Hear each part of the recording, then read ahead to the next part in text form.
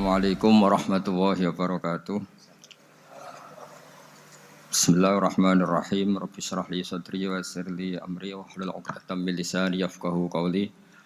Allahumma shalli wa sallim wa barik ala sayyidina Maulana Muhammadin wa ala alihi wa sahbihi asma'in amma ba'du.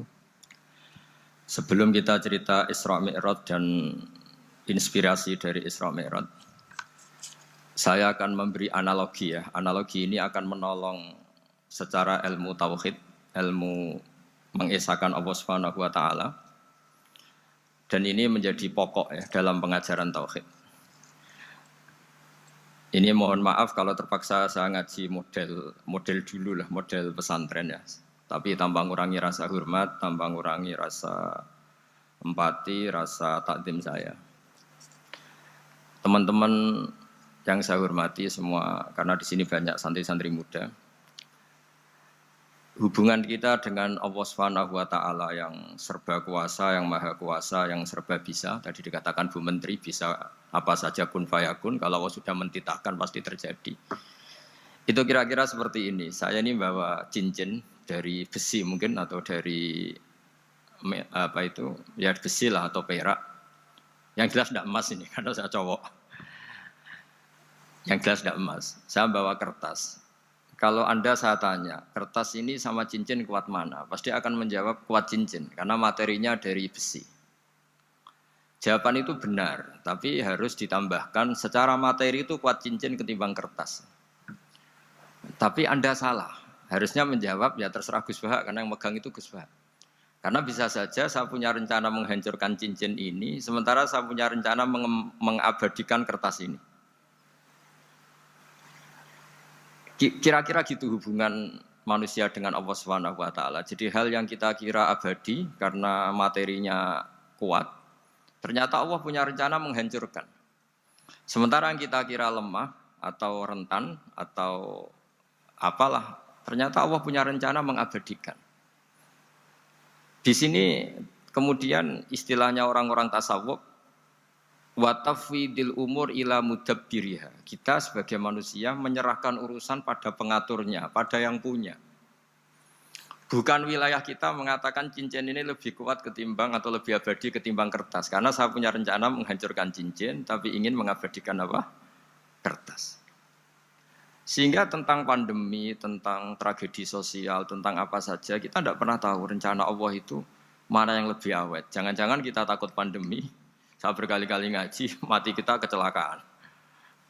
Jangan-jangan takut kecelakaan, mati kita karena ngelindur, tiru kebablasan, nggak bangun. Gitu. Kita takut mati ngelindur, mati kecelakaan, jangan-jangan mati kita karena likuifaksi, karena gempa atau karena tsunami.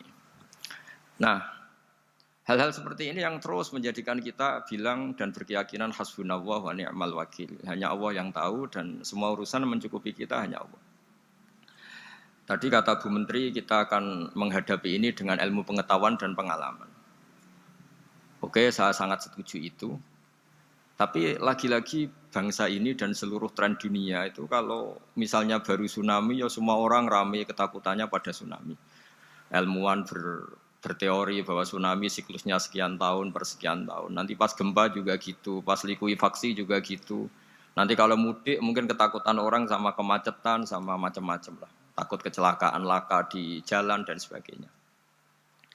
Sehingga sebelum ngaji ini lebih jauh, pastikan bahwa tidak dalam wilayah kita mengatakan bahwa cincin ini lebih abadi, lebih awet ketimbang kertas.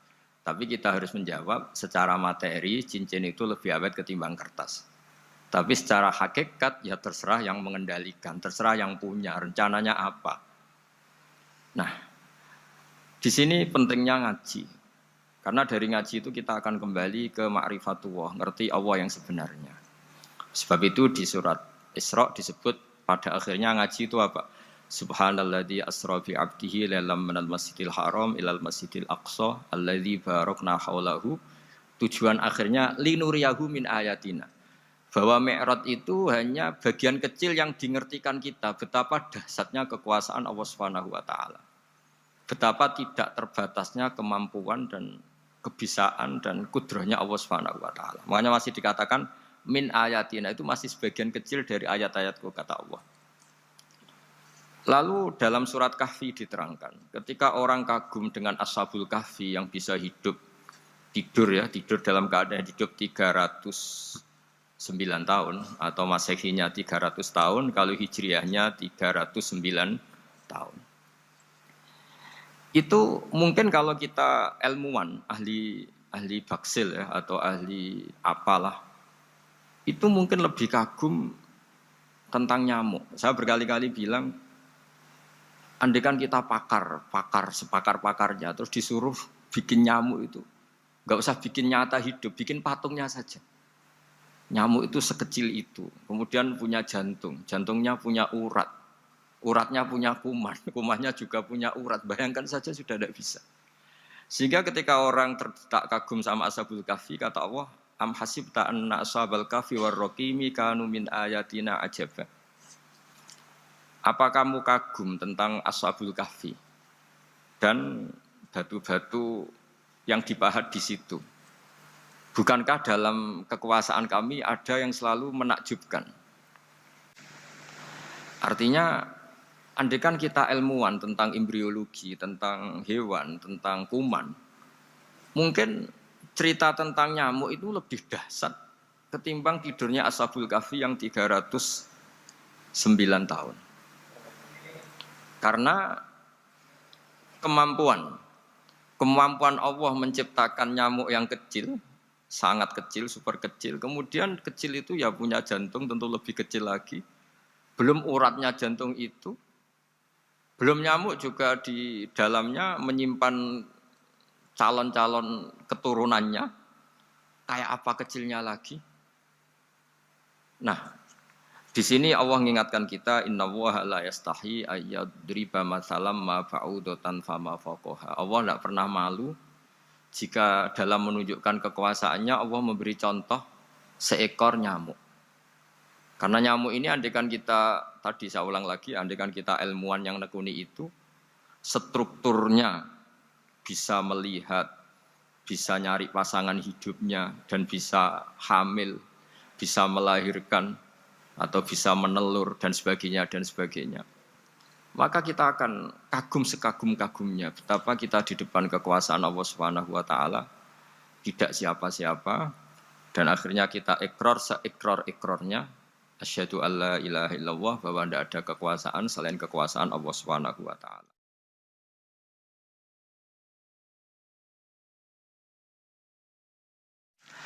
Lalu kenapa nyamuk itu tidak menjadi perhatian publik? Ternyata kita dibodohkan oleh kepentingan kita sendiri. Karena dari awal kita menganggap nyamuk itu problem, penyakit. Ya sudah, bawaan kita mungkin cari obat supaya bisa membunuh nyamuk itu. Atau melihat nyamuk itu sebagai problem, bukan sebagai ayatun min ayatillahi ta'ala, sebagai tanda-tanda kebesaran Allah Subhanahu wa ta'ala. Sehingga akhirnya manusia itu butuh yang namanya mukjizat dahsyat yang mudah dilihat, mudah dirasakan. Akhirnya kita tahu dalam sejarah para nabi, Nabi Musa minta mukjizat Laut Merah dibelah sehingga bangsa Israel bisa melewati kejaran Fir'aun dan sampai selamat dari kejaran Fir'aun. Nabi Soleh umatnya minta keajaiban, yaitu onta keluar dari batu besar. Dan Nabi Soleh menuruti, akhirnya ada onta yang keluar dari batu besar. Begitu juga nabi-nabi sebelum itu atau setelah itu, selalu ada mukjizat yang memang manusia tidak mampu. Nah, kata tidak mampu ini yang semua umat para nabi tidak akan seunggul umat Nabi Muhammad SAW. Karena kita sebagai umat Rasulullah SAW, untuk merasa tidak mampu, itu tidak harus hal-hal seperti membelah laut. Tidak harus hal-hal seperti onta keluar dari batu.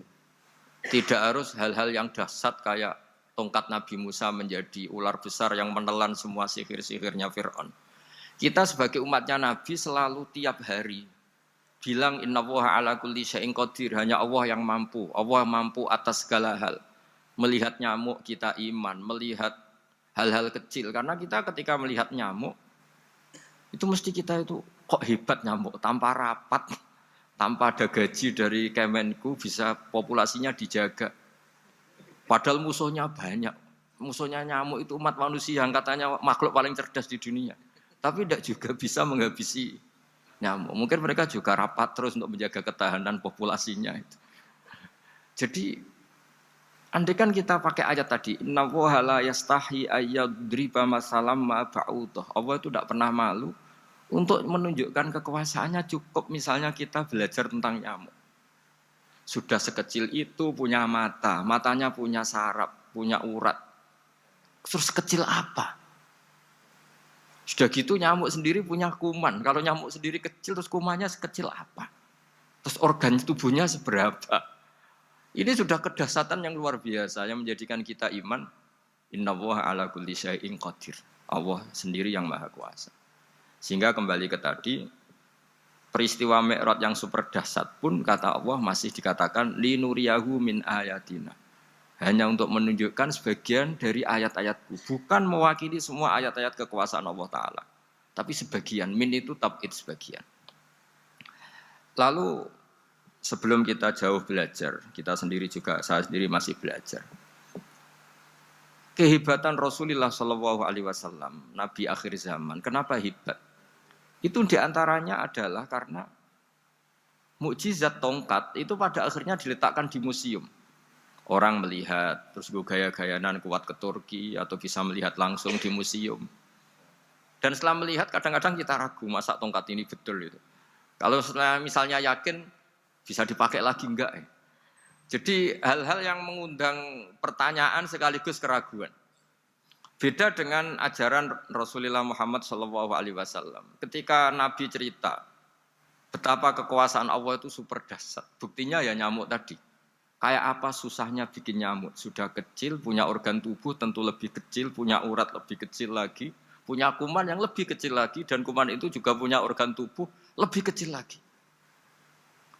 Itu mbok kamu udah usah ke Turki, kamu hidup di kampung, di pedalaman, sudah menyaksikan Anallaha ala kulli syai'in qadir, bahwa Allah itu maha kuasa.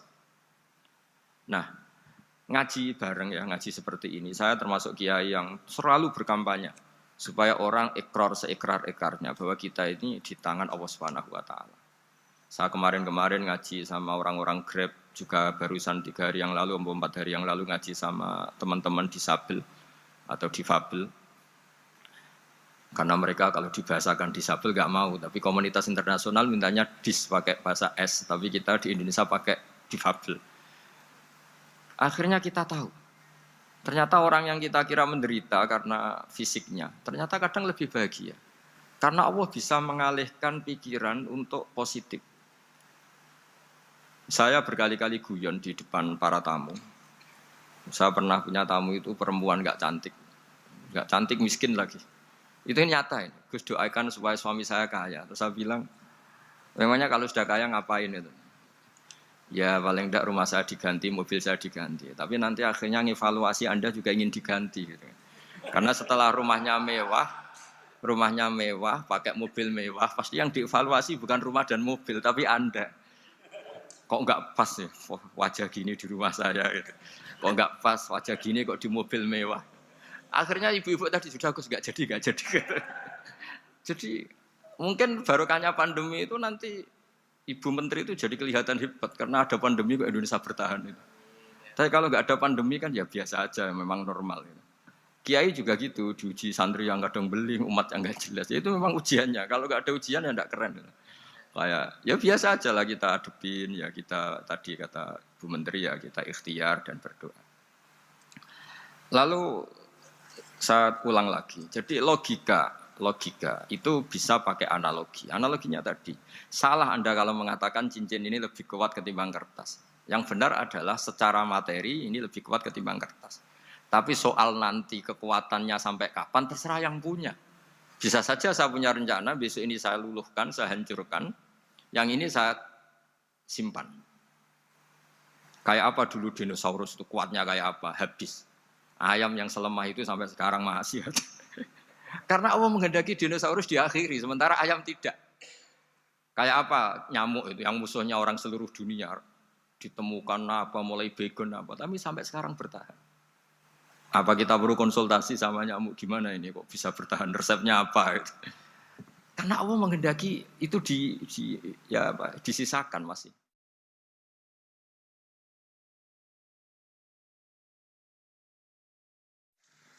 Nah, kemudian kenapa ada peristiwa Isra Mi'raj?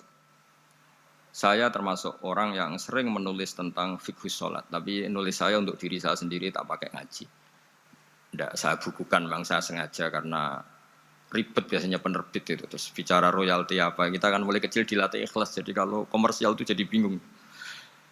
Karena tidak biasa komersial, jadi kalau diajak komersial itu malah jadi bingung. Nabi ketika Mi'raj, ini yang jarang dikaji.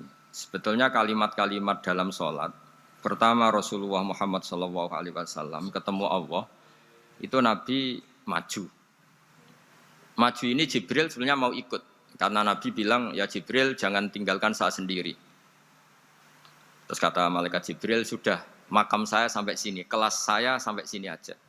Enggak, kamu harus nemani saya. Ketika memaksa nemanin, beliau tidak kuat. Di beberapa rawat dijelaskan sampai beliau pingsan, sampai beliau tidak sadar. Akhirnya terus ada ayat wa ma minna illa lahu maqamu ma'lum. Kita punya kelas tertentu yang enggak levelnya sampai sana. Akhirnya Nabi masuk wilayah itu, area itu. Dan Nabi ngendikan at-tahiyatul mubarakatus sholawatut thayyibatulillah. Kira-kira maknanya semua kehormatan, semua kebaikan, semua yang bersembah suci itu milik Allah Ta'ala.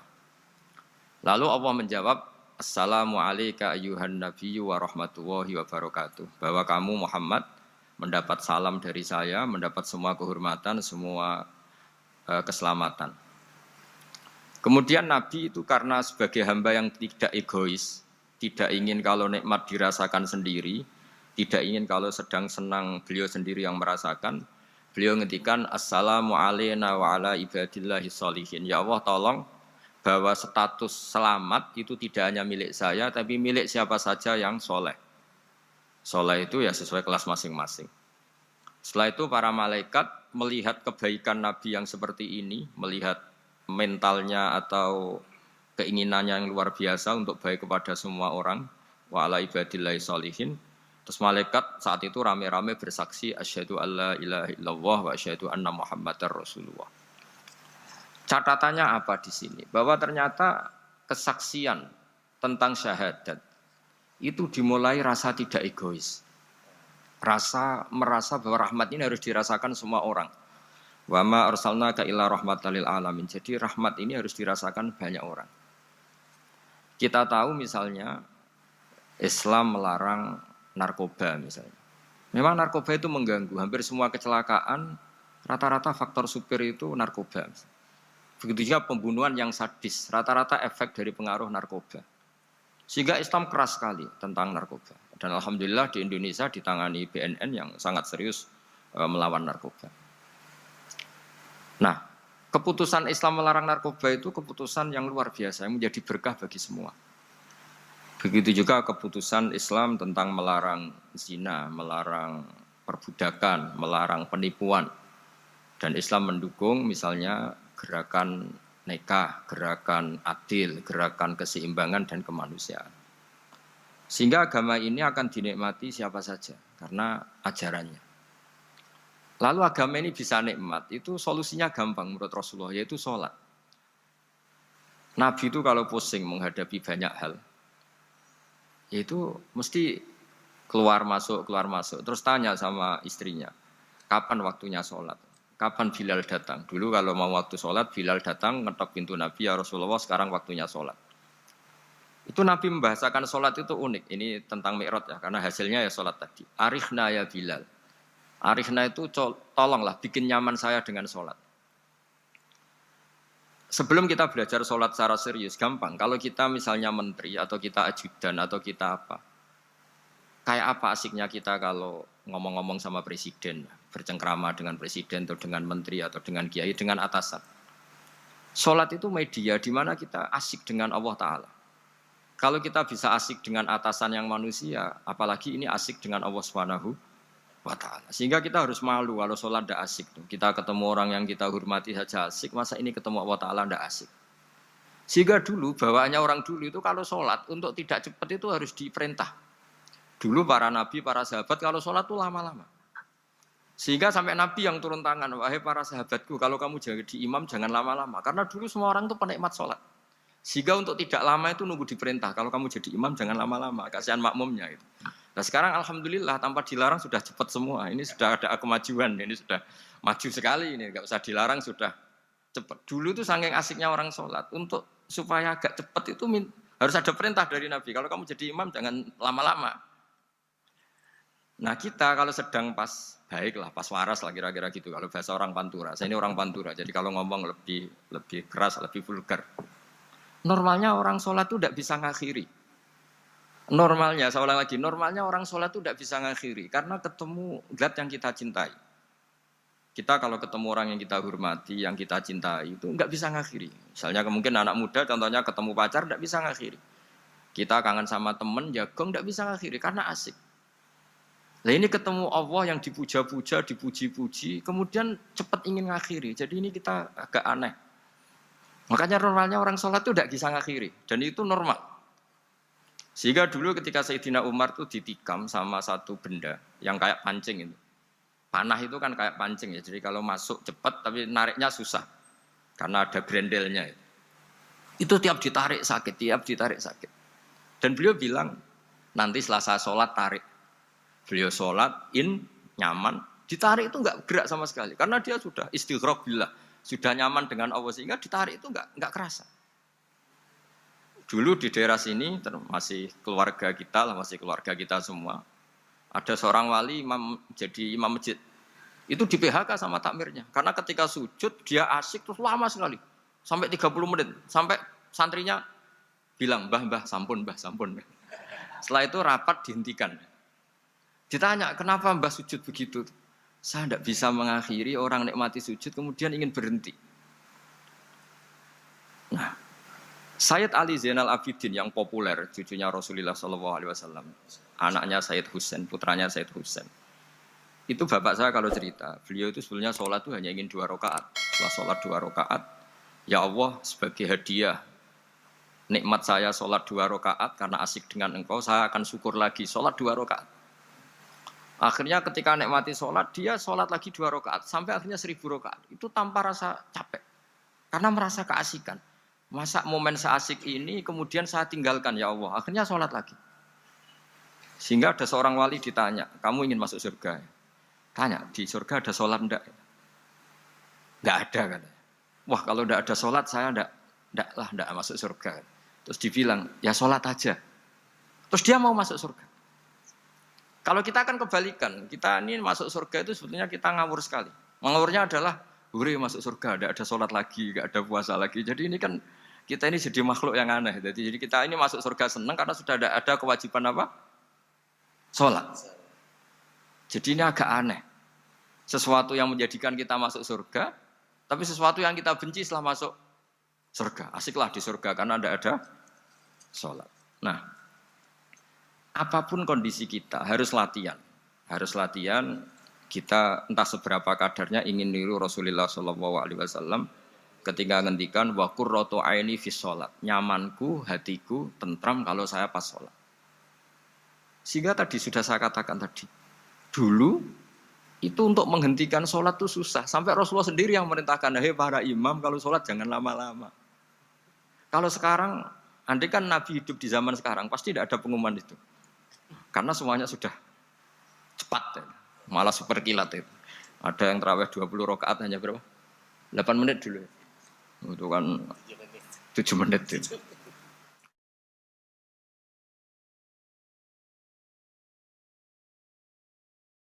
Nah kalau sampean tanya saya, kenapa sholat begitu asik?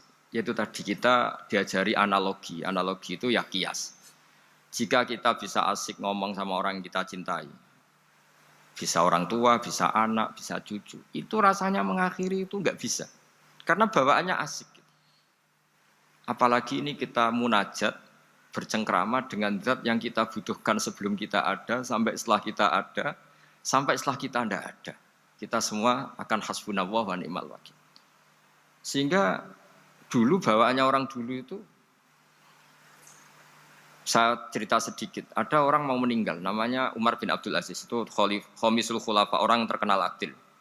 Ketika mau meninggal, senangnya bukan main. Ditanya, kenapa engkau senang? Memangnya kalau saya mati mau kemana? Ketika saya hidup dengan segala nikmat itu ya karena Allah Ta'ala. Saya nanti mati ke zat yang sama. Dikelola oleh zat yang sama, yaitu Ar-Rahman Rahim. Dulu saya disayangi Allah, paling setelah mati juga disayangi Allah. Karena yang jadi Tuhan setelah mati, Tuhan yang sama ketika di dunia, yaitu Rahman Rahim. Cerita legenda yang lebih dasar dari itu, masyhur itu Jalaluddin Ar-Rumi. Ketika dia mau meninggal, semua muridnya nangis, beliau marah.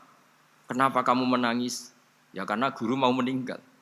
Kamu itu ngawur sekali. Saya ini sudah lama menunggu hari seperti ini, bisa ketemu zat yang saya cintai, malah kamu menangis. Ayo kamu nari sebagai pesta kematian saya. Tapi ini nggak bisa ditiru ya, karena kalau kita niru, nggak usah dilarang juga nggak bisa niru kayak kita. Cuma saya maklumatkan jangan ditiru, meskipun nggak usah dilarang juga nggak akan bisa niru. Sehingga orang-orang dulu itu bawaan kalau mau kabundut itu ya asik. Rasulullah Shallallahu Alaihi Wasallam ketika mau wafat, intaqola ila rofiqil a'la, itu ditanya sama istri-istrinya. Lalu engkau mau kemana? Kata Nabi, sebelum sekian hari, beliau setiap khutbah ngendikan, ini ada hamba yang disuruh milih Allah antara di dunia dan bertemu Allah. Kalau kamu jadi hamba itu milih mana?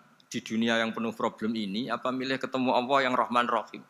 Yang hubungannya dengan kamu itu ngasih dan ngasih. Kamu tidak mungkin kan hubungan dengan Allah memberi, kamu bisa apa? Kita hubungan dengan Allah pasti hanya mendapat. Dikasih nyawa, dikasih oksigen, dikasih bumi tidak bayar, dikasih air juga tidak bayar. PDAM dikelola siapapun bayar, oksigen di rumah sakit bayar. Hubungan kita dengan Allah tidak pernah bayar oksigen, tidak pernah bayar sewa bumi. Punya kolam renang laut seluas itu ya tidak pernah bayar. Udah gitu kolam renangnya menghasilkan ikan. Kalau kita kan semuanya utang jasa sama Allah, dan reputasi Allah itu dengan kita hanya memberi, tidak pernah meminta. Akhirnya hubungan-hubungan inilah yang menjadikan terus. Semua sahabat jawab, ya kalau kita jadi hamba itu pasti milih Allah lah. Jadi Nabi itu saking pinternya orang, supaya orang siap dengan keberangkatan beliau itu, dibikin satu taksis, satu apa ya, kalau orang Jawa bilang itu, dikai persemon, dikai mukaddimah. Supaya orang-orang itu siap kalau Nabi ngendikan. Kalau kamu seorang hamba disuruh ketemu Allah sama hidup di dunia yang fana ini, milih mana? Ya milih ketemu Allah. Ketika akhirnya Rasulullah wafat, ternyata orang itu adalah Rasulullah. Ya akhirnya sahabat bilang, ya iyalah masa dengan kita sama Allah milih ketemu kita, pasti milih ketemu Allah. Nah, sholat itu mi'rajul mukmin, sholat itu adalah cara seperti itu. Kita manja dengan Allah meskipun dengan segala problem, ketika i'tidal kita tetap memaklumatkan Rabbana lakal hamdu mil'us samawati wa mil'ul ardi wa mil'u ma syi'ta min syai'in ba'du. Engkau zat yang selalu layak dipuji di langit maupun di bumi. Dan langit bumi ini karena terbatas masih ditambahi wamil umasyi'ta min syai'in ba'du. Dan seluas apa saja engkau kehendaki. Apapun hebatnya langit bumi ini tetap terbatas, ada ruang dan waktu. Makanya ditambahi wamil umasyi'ta min syai'in ba'du. Dan segala puji ini memenuhi semua yang engkau kehendaki. Saya berkali-kali bilang kalau hubungan dengan Allah nyaman, caranya gitu. Kalau kita sakit, bayar oksigen. Kalau kita butuh air, bayar PDAM. Allah itu tidak pernah nyuruh kita bayar. Apa saja hubungan dengan Allah. Nah, sholat itu maklumat bahwa kita apapun problemnya, alhamdulillah rabbil alamin. Kita maklumatkan terus bahwa kita bersyukur. Lalu kita Rabbana lakal hamdu. Makanya saya sering kalau disuruh Gus doain supaya pandemi cepat berlalu. Saya ini kan kalau kiai ya, kiai itu tidak apa ya. Saya pernah di Jogja pas gempa. Ya orang-orang ya susah. Saya ini caranya susah saja sampai tidak tahu, karena bukan karena sombong ya, karena ya mau apa gitu. Memang nggak bisa apa-apa kan kita manusia. Jadi saya mohon sholat ini jadi media yang luar biasa. Jadi di antara makalah Imam Syafi'i paling terkenal itu fasihan idama kana fi dzikri rabbih wa fi ma siwahu kana fin nasi a'jama.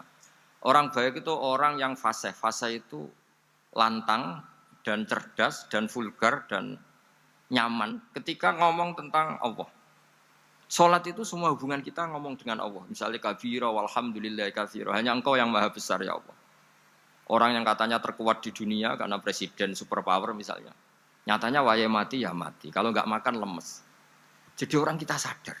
Yang katanya orang terkuat, paling hebat, kalau nggak makan lemes. Artinya ternyata hanya sekuat itu. Dia bisa instruksi seluruh dunia misalnya untuk apa ya. Tapi coba apa dia kuat nggak makan 2 hari. Makanya hikmah puasa itu orang tahu. Ternyata makhluk yang paling mulia itu manusia.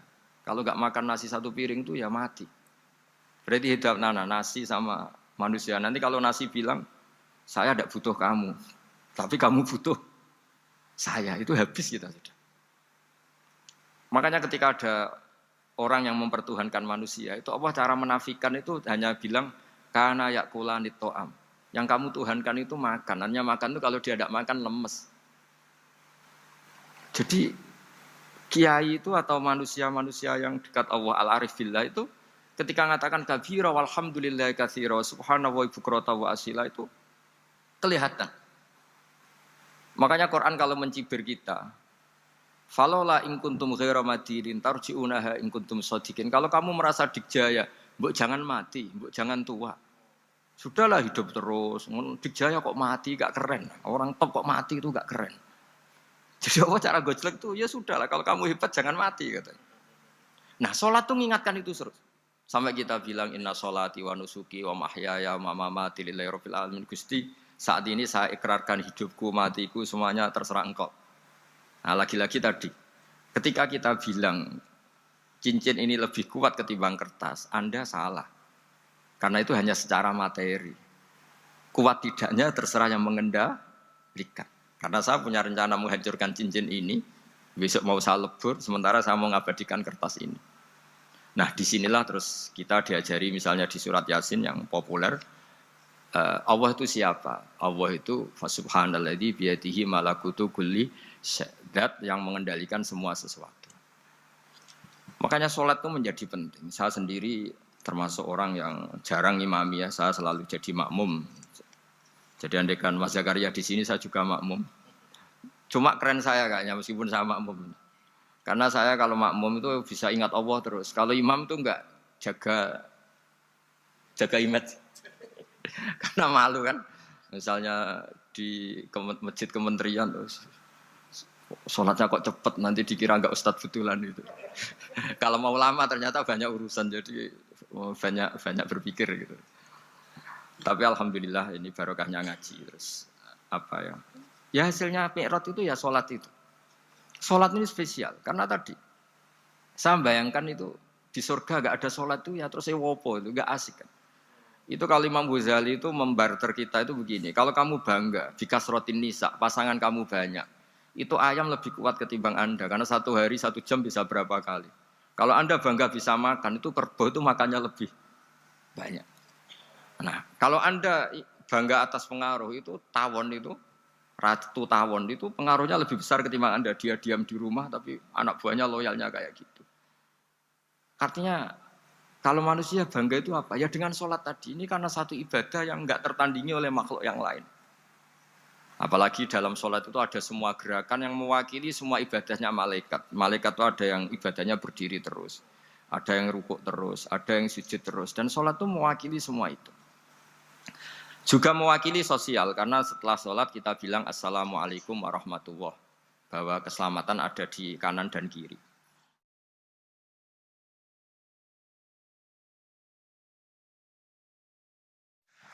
Nah, oke ya, itu sakralnya Mi'raj. Tapi di balik Mi'raj itu ada hal-hal yang manusiawi. Dan ini yang terjadi di dunia. Ketika Rasulullah melangkai makamnya Nabi Musa, makam itu status, ranking lah kalau dalam bahasa Indonesia itu. Kalau bahasa Indonesia itu ribet, makam itu kuburan. Makanya orang Indonesia sering tanya saya, Gus, makamnya Nabi Ibrahim kok batu? Makam yang dekat Ka'bah itu bukan makam dengan makna kuburan, itu tempat yang dipakai Nabi Ibrahim membangun apa? Ka'bah. Cara Jawa pancatan itu. Nabi Musa itu gak terima, komplain sama Allah. Ya Allah, ini lebih junior ketimbang saya. Kenapa makomnya melangkai saya? Ini tidak fair. Jadi di mana-mana manusia itu kalau disalib junior itu ya tidak terima. Ya ada manusianya. Terus ditanya sama malaikat Jibril, kenapa kamu gak terima? Ini orang Israel, kadung ngira saya ini nabi paling top. Ini kalau sampai konangan saya kalah sama Muhammad tuh malu saya kata. Jadi artinya ya ada sisi manusia. Itu ada kitabnya. Terus, ya tapi memang Nabi Muhammad lebih top ketimbang kamu. Memang dia nabi pilihan, Sayyidul Awalin wal Akhirin. Oke, kalau saya kalah dengan dia gak apa-apa. Tapi umatnya jangan ya. Maksudnya umatnya bangsa Israel harus lebih top ketimbang kita. Makanya orang Israel sampai sekarang begitu itu ya memang ada sanatnya, nggak mau kalah. Itu karena usulnya Nabi Musa memang nggak boleh kalah. Terus kata Allah, ya tidak bisa. Memang yang paling top tetap umatnya Muhammad, bukan umat kamu. Tetap kamu kalah. Sehingga setelah kalah dan menang itu kita terus tidak tahu. Misalnya begini ya, penemu komputer atau penemu mobil sama yang beli mobil itu hebat mana? Kalau bicara keilmuan ya hebat penemunya. Tapi kalau bicara kapitalistik, udah bikinkan mobil yang mewah gini-gini. Nanti tanggal ini jadi ya. Hebat mana yang nyuruh sama yang disuruh? Kalau logikanya pakai gitu. Hebat mana yang nyuruh sama yang disuruh? Artinya, kamu milih jadi mana? Penemu mobil, hebat kan? Tapi terus sama orang kaya diminta, bikinkan ini, speknya seperti ini, selesai gini. Hebat mana? Nyuruh sama disuruh? Menyuruh.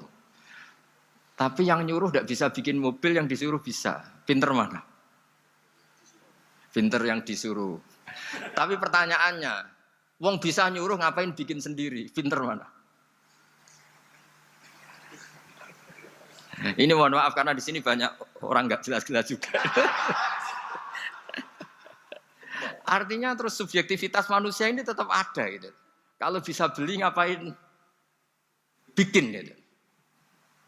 Tapi kalau bisa bikin ngapain beli. Nah mungkin perdebatan di kementerian atau di yayasan atau di kampung-kampung atau di apa mesti begitu. Dan itu di Mi'raj juga digambarkan. Digambarkan bahwa antar nabi ini ya ada kompetisi. Wa fi dzalika falyatanafasil mutanafisun. Tapi bedanya nabi dengan kita itu satu. Nabi itu kalau keliru dengan tanda petik, Nabi itu kalau keliru itu jadi berkah. Itu bedanya kita. Kalau kita keliru kan keliru betul. Kalau Nabi itu tidak kelirunya itu jadi berkah. Ini saya punya dua contoh kalau boleh dibahasakan ya kekeliruan Nabi atau dengan tanda kutip kekeliruan Nabi. Tapi saya ulang lagi dengan tanda kutip. Nabi Musa itu ketika Nabi Muhammad ditanya, kenapa kamu dipanggil jauh-jauh? Disuruh sholat 50 rakaat. Nabi Ibrahim enggak komplain karena beliau nabi yang baik. Semua nabi enggak komplain kecuali Nabi Musa. Kata Nabi Musa, "Jangan Muhammad, kebanyakan itu. Bilang ke Allah supaya didiskon." Katanya. Nabi kembali sama Allah, "Ya sudah tak kurangi 5."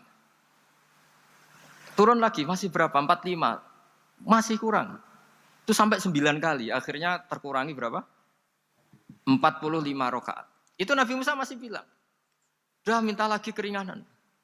Itu kalau diruti nggak jadi sholat kan, kalau satu lagi kan masih terus hilang itu kewajiban sholat.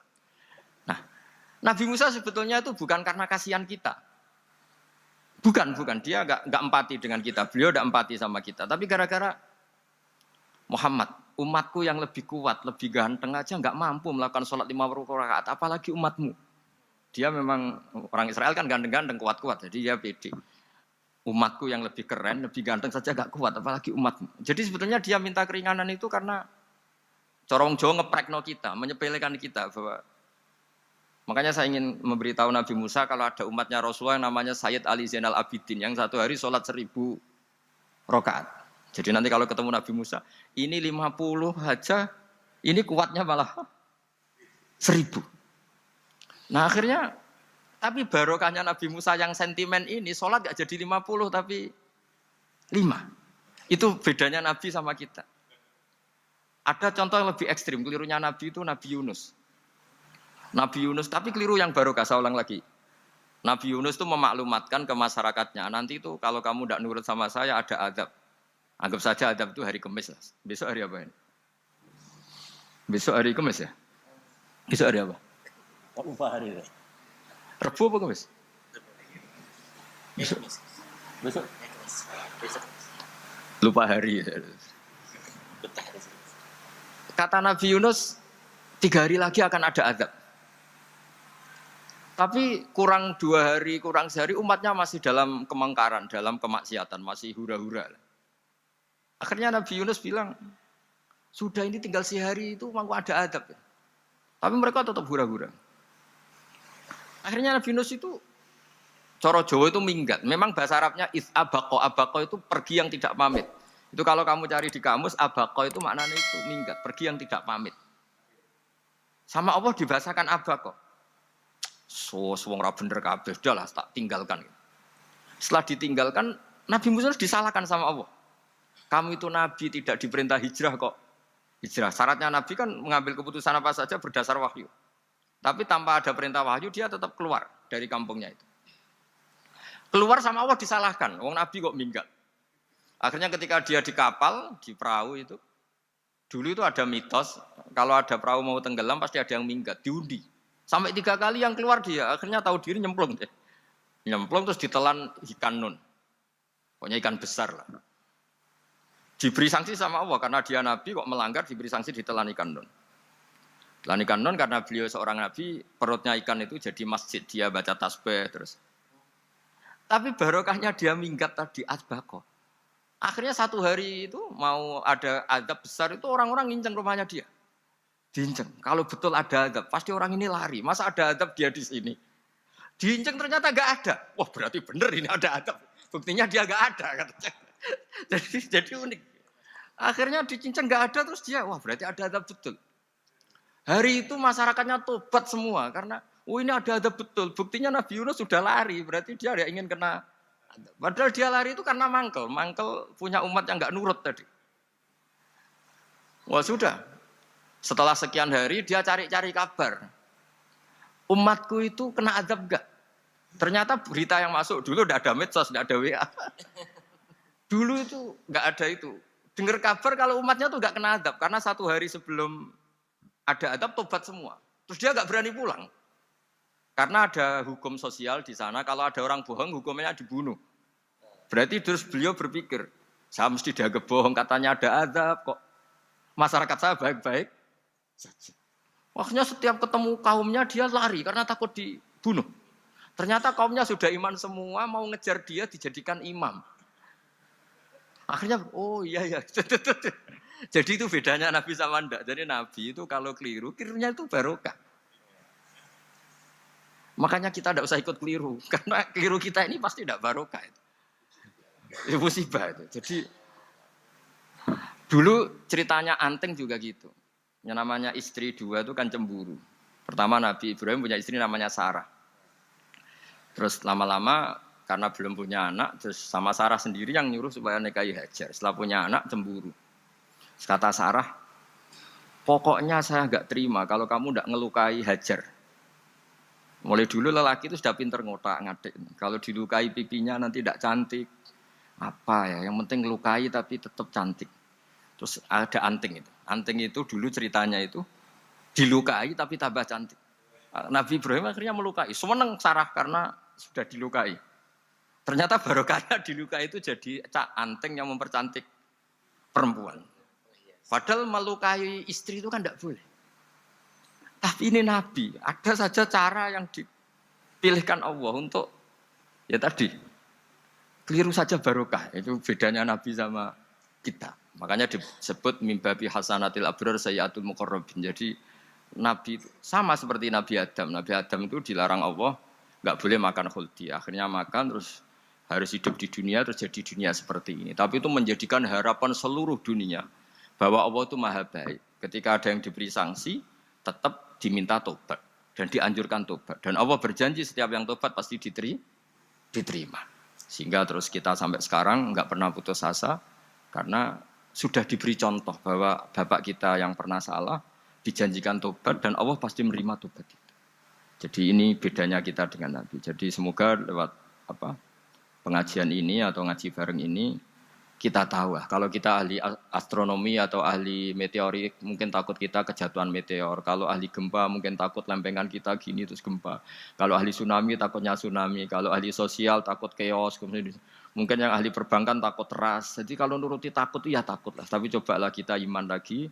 Tadi kata Bu Menteri, sudahlah punya hasbunallah wa ni'mal wakil, ya sudah, Indonesia pasti akan baik-baik saja dan kita akan selalu berharap dengan kecerdasan, dengan ikhtiar, tapi kita akan selalu berdoa kepada Allah Subhanahu wa taala.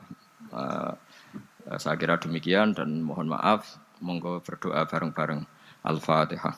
Bismillahirrahmanirrahim. Alhamdulillahirabbil Ar-Rahman Ar-Rahim Maliki Yaumiddin Alhamdulillahi nasta'inu shiratal mustaqim shiratal ladzina an'amta 'alaihim ghairil maghdubi 'alaihim waladdallin amin.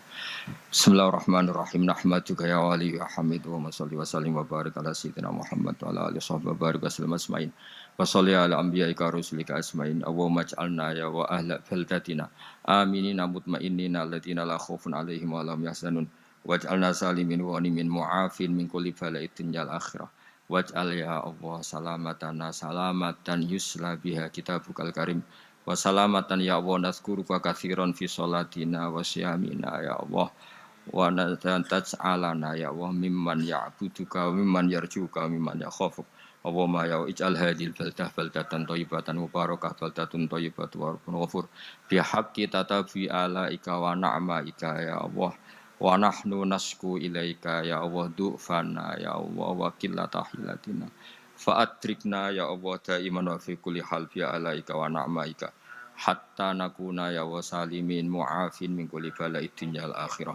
Rabbana atina fid dunya hasanah fil akhirati hasanah wa qina adzabannar. Sallallahu alaihi wasallam Muhammad sallallahu alaihi wasallam subhana rabbika rabbil izzati amma yasifun.